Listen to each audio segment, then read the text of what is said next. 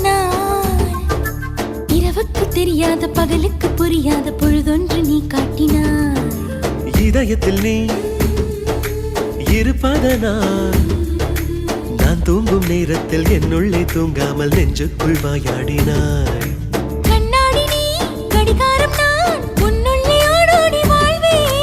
காதல் எனும் கடுதாசி நீ என்றென்றும் அன்புடன் நான்